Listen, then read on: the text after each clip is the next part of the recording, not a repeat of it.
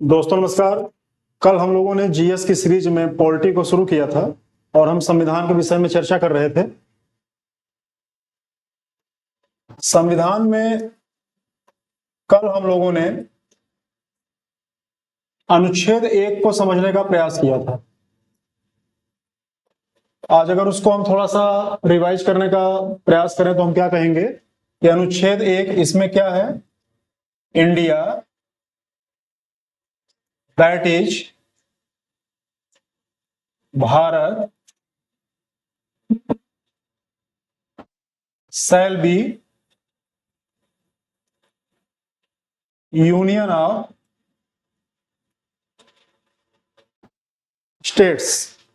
तो हमने क्या किया कि हमने यूनियन ऑफ स्टेट्स को समझने का प्रयास किया और हमने इसको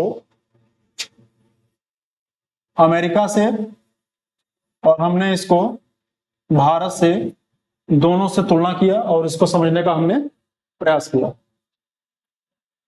हमने कहा कि अमेरिका में फेडरेशन की बात करता है और हमारे यहां यूनियन की बात करता है। अमेरिका में भी स्टेट है, इंडिया में भी स्टेट है। अमेरिका के स्टेट और इंडिया के स्टेट में क्या डिफरेंस है, हमने इसको भी कल समझने का प्रयास किया था। अब हम आज देखेंगे कि अनुच्छेद 2 और 3 क्या है। तो हम एक तरफ लिख लेंगे अनुच्छेद 2 और एक तरफ हम लिख लेंगे अनुच्छेद 3। संविधान का अनुच्छेद 2 कहता है नए राज्यों का प्रवेश, नए राज्यों का प्रवेश। और अनुच्छेद 3 कहता है नए राज्य का निर्माण।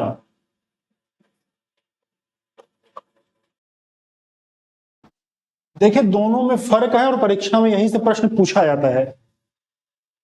अनुच्छेद 2 भी ऑप्शन में देगा, अनुच्छेद 3 भी ऑप्शन में देगा और आपसे प्रश्न पूछ देगा कि इसमें से क्या है, दोनों में अंतर है। अंतर ऐसे समझिए, एक अगर हम एग्जांपल ले लें, मान लीजिए कि स्कूल है। हमें यह समझना चाहिए कि पहले किसी बच्चे का स्कूल में एडमिशन होगा या उस बच्चे का स्कूल में प्रमोशन होगा, क्लास में प्रमोशन होगा। तो हम जानते हैं कि सबसे पहले बच्चे का स्कूल में एडमिशन होता है। मान लीजिए क्लास 1 में एडमिशन हो गया तो नेक्स्ट ईयर वो क्लास 2 में चला जाएगा, नेक्स्ट ईयर उसके क्लास 3 में चला जाएगा। तो क्लास में प्रमोशन होगा उसका। तो सबसे पहले क्या होगा, एडमिशन होगा, उसके बाद क्लास वाइज क्लास उसका प्रमोशन होगा। तो संविधान में भी उसी क्रम में दिया हुआ है। अनुच्छेद 2 पहले आता है तो पहले प्रवेश हुआ, admission, admission of new states. और एक बार जब एडमिशन ऑफ न्यू स्टेट्स हो गया देन हम क्या करेंगे, तब हम बोलेंगे फॉर्मेशन ऑफ स्टेट्स।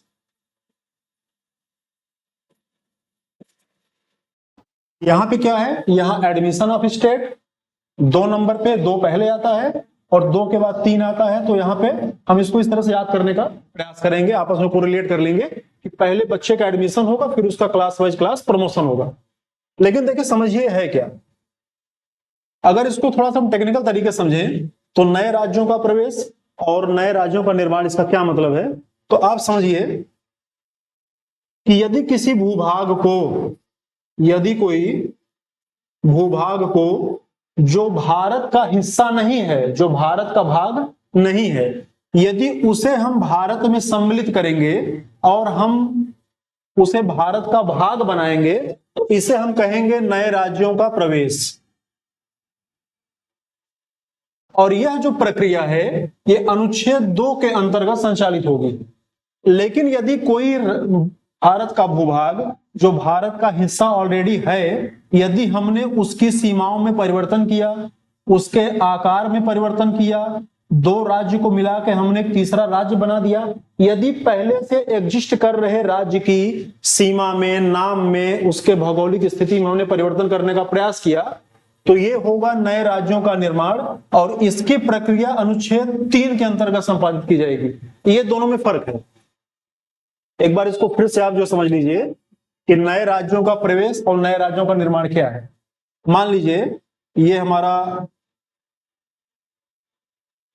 इंडिया का मैप है, भारत को यहां से कोई भूभाग और मिल रहा है, तो जब इसका भारत में प्रवेश कराएंगे तो अनुच्छेद 2 के अंतर्गत होगा, क्योंकि यह भारत का भाग नहीं है।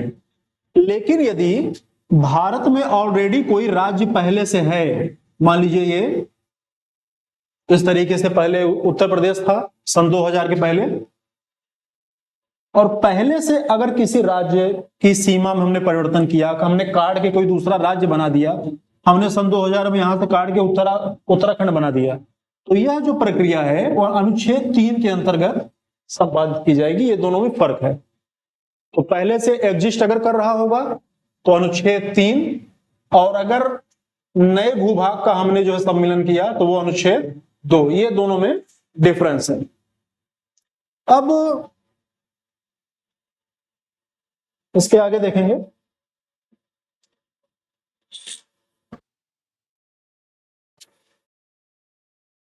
कि विदेशी भूभाग को हम भारत में विदेशी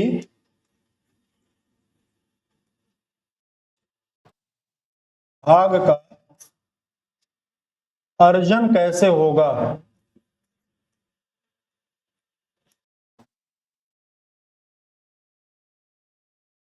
यदि कोई ऐसा भूमि का टुकड़ा है जो भारत का भाग नहीं है, तो भारत के भूभाग, भारत की मुख्य भूमि के साथ इसका अर्जन, इसका सम्मिलन कैसे होगा। तो इसकी 2 कंडीशन है।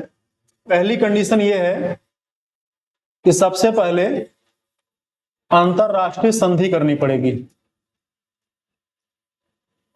पहली कंडीशन यह है कि अंतरराष्ट्रीय संधि करनी पड़ेगी, और दूसरी कंडीशन यह है संविधान संशोधन करना पड़ेगा।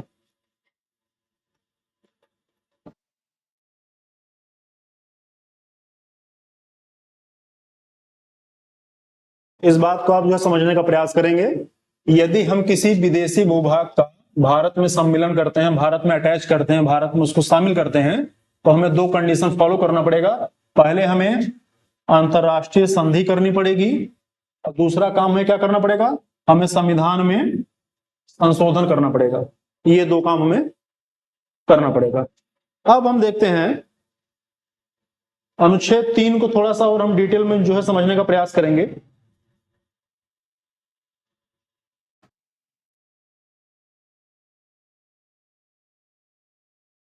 अनुच्छेद 3 इसका शीर्षक है भारत के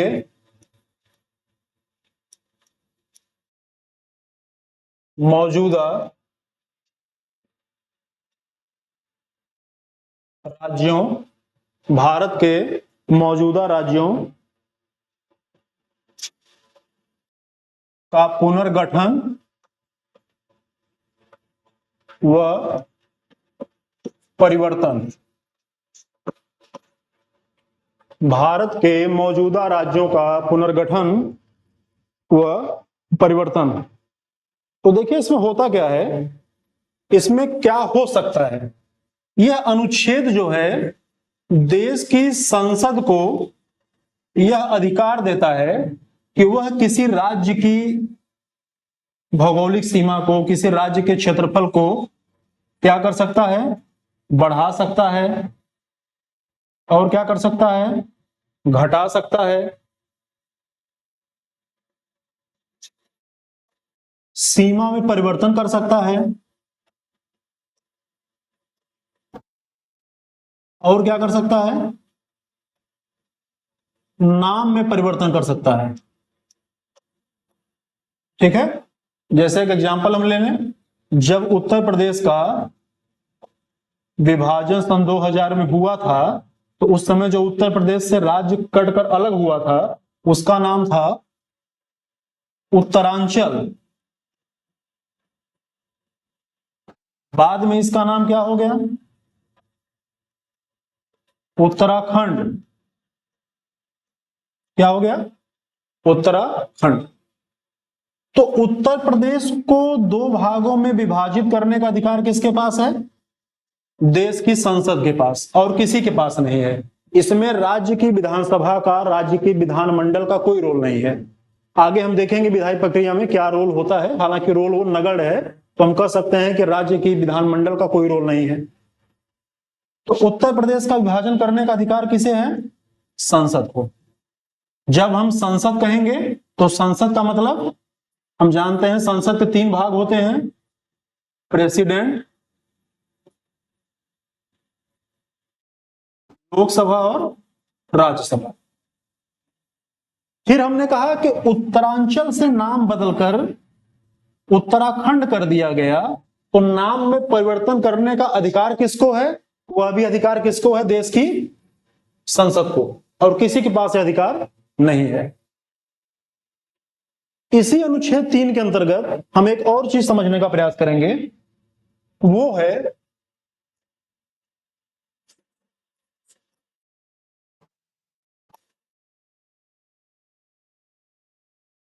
राज्यों का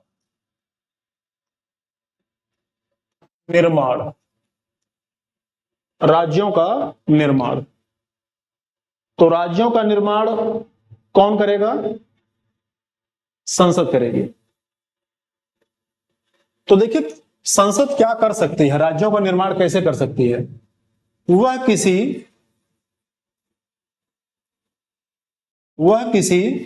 राज्य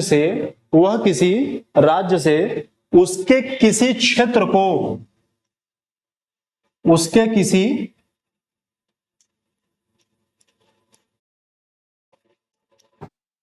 क्षेत्र को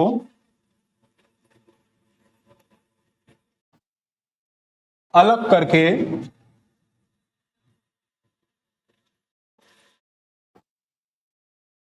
नया राज्य बना सकती है। बन गया एक नया राज्य। और वह क्या कर सकती है? और वह दो या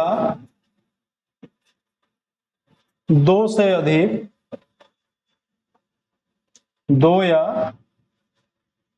अधिक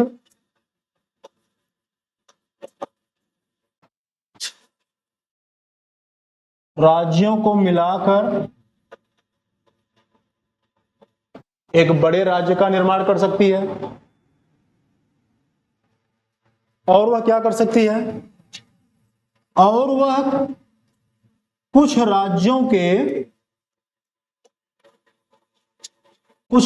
के किसी छोटे छोटे भाग को मिलाकर भी एक नया राज्य बना सकती है। कुछ राज्यों के भाग को मिलाकर भी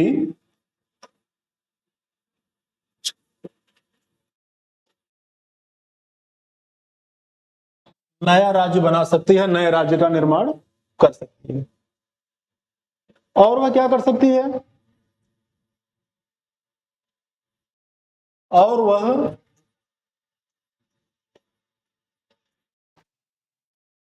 किसी राज्य को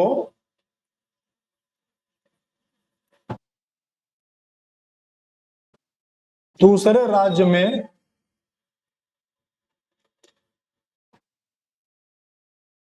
मिला सकती है।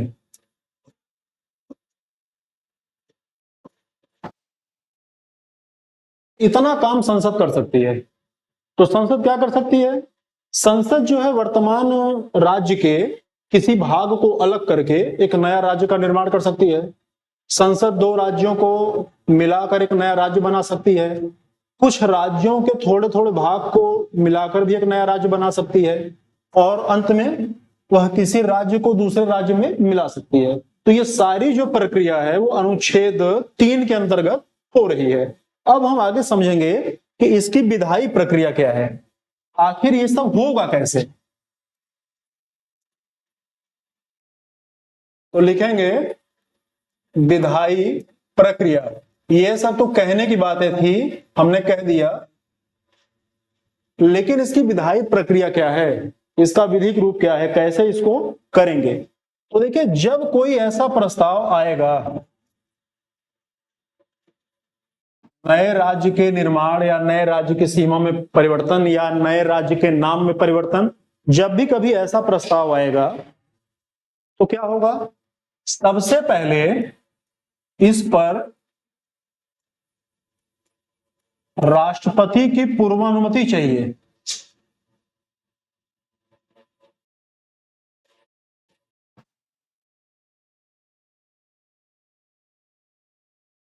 राष्ट्रपति की इस पे पूर्वानुमति चाहिए, मतलब परीक्षा में प्रश्न पूछेगा कि दिए गए विधेयकों में से कौन सा प्री परमिटेड है।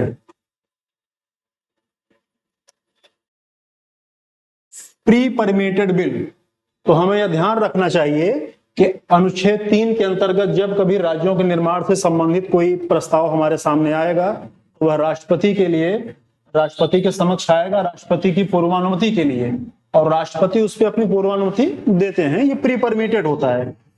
अब जब राष्ट्रपति ने इस पे पूर्वानुमति दे दिया, इस पे अनुमति दे दिया राष्ट्रपति ने, तो यह क्या होगा, फिर यह संसद में पेश होगा। संसद में पेश होगा तो फिर क्या होगा, मान लीजिए इसको संसद ने पारित कर दिया, तो सबसे पहले क्या था, प्रस्ताव आया, फिर वह राष्ट्रपति के पास गया पूर्वानुमति के लिए, फिर संसद में प्रस्तुत किया गया, फिर पारित हुआ। तो जब पारित हुआ तो ये फिर जाएगा राष्ट्रपति महोदय के पास। अब यहां से देखिए, इस बात को समझिए, यहीं से परीक्षा में प्रश्न पूछा जाता है। मान लीजिए कोई राज्य था ए और एक राज्य था बी। प्रस्ताव यह आया कि ए का एक छोटा सा भाग निकाल लेते हैं और बी का एक छोटा सा भाग निकाल लेते हैं और दोनों को निकाल कर एक तीसरा हम राज्य बनाते हैं, उस राज्य का नाम होगा सी। तो ऐसी केस में क्या होगा, अगर संसद से यह प्रस्ताव पारित हो गया तो यह राष्ट्रपति के पास जाएगा और राष्ट्रपति यह प्रस्ताव वापस भेजेगा राज्य ए के पास और राज्य बी के पास, राज्य ए के पास और राज्य बी के पास।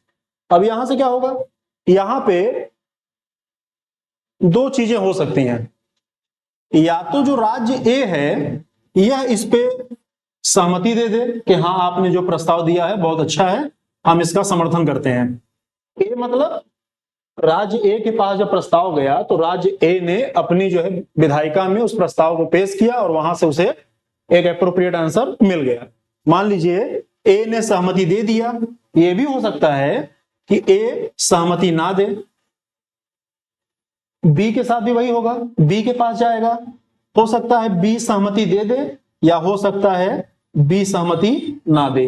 अब परीक्षा में प्रश्न क्या पूछेगा, परीक्षा में प्रश्न पूछेगा कि यदि इस तरह का कोई प्रस्ताव वह राष्ट्रपति ने राज्यों के पास भेजा और राज्यों ने उस पर अपनी सहमति न दी तो क्या होगा। तो एक बात इसको कान खोल के सुन लीजिए कि राष्ट्रपति ने ए और बी के पास यदि इस प्रकार का कोई प्रस्ताव भेजा है तो राज्य ए और बी इस पे सहमति दें या इनकार कर दें, सहमति दें या असहमति दें, इसका इस प्रस्ताव पर कोई फर्क पड़ने वाला नहीं है, इस सी का निर्माण हो के रहेगा।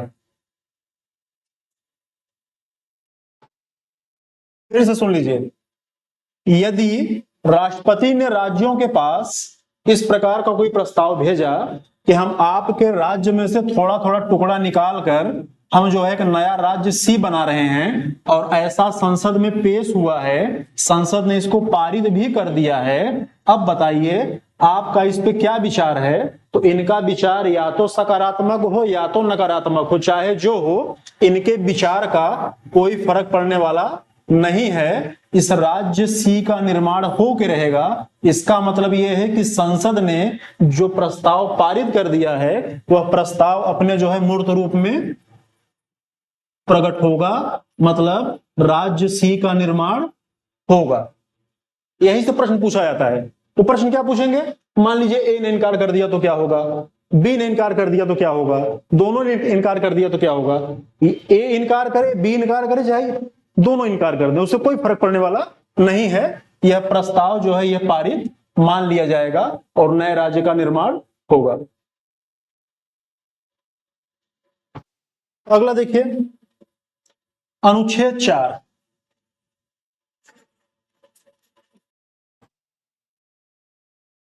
अनुच्छेद 4 यह कहता है, बहुत साफ सुथरी बात इसमें लिखी है कि अनुच्छेद 2 व अनुच्छेद 3 के अंतर्गत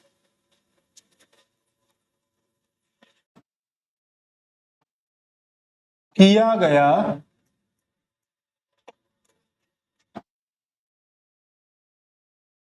कोई भी संशोधन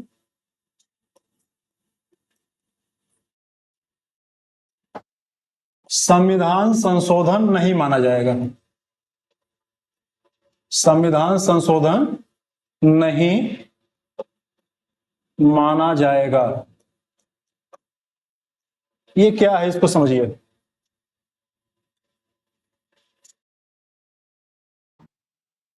जैसे मैंने बताया, संविधान में राज्यों का नाम दिया गया है। राज्यों का नाम कहां है? अगर आपको राज्यों का नाम जानना है तो आपको अनुच्छेद 1, 2 देखना पड़ेगा। वहां जाएंगे तो वहां पे ये लिखा है कि भाई आप अनुसूची 1 देखिए, वहां पे राज्यों का नाम लिखा गया है। तो संविधान में क्या होते हैं? संविधान में भाग है, संविधान में अनुच्छेद है, संविधान में अनुसूची है, यही सब संविधान है। अब मान लीजिए हमारे राज्य का नाम क्या था? हमारे राज्य का नाम था उत्तरांचल। और ये बात कहां लिखी गई थी? ये बात लिखी गई थी अनुसूची 1 में। लेकिन हमने जैसे ही राज्य के नाम में परिवर्तन कर दिया, अब राज्य का नाम क्या हो गया? उत्तराखंड। तो टेक्निकली देखा जाए तो संविधान में संशोधन तो हो गया। पहले उत्तरांचल लिखा हुआ था, अब उत्तराखंड हो गया। इसी तरीके से बहुत सारे राज्यों के नाम में परिवर्तन हुआ है, बहुत सारे नए राज्यों का निर्माण हुआ है। तो संविधान में संशोधन तो हो रहा है, भाई कहीं अगर करेक्शन हो गया तो संशोधन हो गया, सीधी सी बात है। अगर हमने कुछ लिखा और फिर हमने यहां पे कुछ इसको एडिट कर दिया तो ये करेक्शन तो हो गया, संशोधन तो हो गया। तो वही बात ये कह रहा है कि अगर आप अनुच्छेद 2 और अनुच्छेद 3 का प्रयोग करते हुए संविधान में कोई संशोधन करते हैं तो वह संविधान संशोधन नहीं माना जाएगा। और यही आपसे प्रश्न में परीक्षा में पूछा जाता है कि संसद ने राज्य के नाम में परिवर्तन कर दिया, तो बिल्कुल परिवर्तन किया है। अनुसूची 1 बदल गई, हाँ बदल गई। बदल कैसे गई? क्योंकि वहां पे राज्य का नाम ही बदल गया। तो अनुसूची 1 जब बदल गई तो संशोधन तो हो गया। लेकिन संविधान का अनुच्छेद 4 क्या कह रहा है कि अनुच्छेद 2 और 3 का प्रयोग करते हुए यदि आप कोई भी संशोधन करते हैं तो वह संविधान संशोधन नहीं माना जाएगा। क्लियर?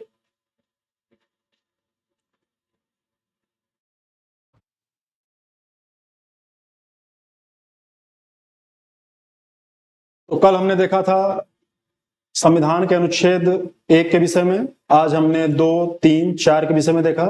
अभी यह चैप्टर पूरा नहीं हुआ है, इस पे अभी बहुत विस्तृत चर्चा बाकी है। तो आज के लिए हम यहीं पे सत्र को विराम देते हैं।